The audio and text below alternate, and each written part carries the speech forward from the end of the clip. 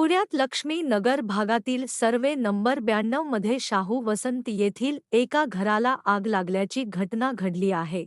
सदर आग ही शॉर्ट सर्किटमुळे लागली असल्याची माहिती मिळाली. परंतु यामध्ये कोणीही जखमी किंवा भाजले गेलेले नाही. प्राथमिक माहितीनुसार घरातील लोक गेले आठवडाभर बाहेर होते.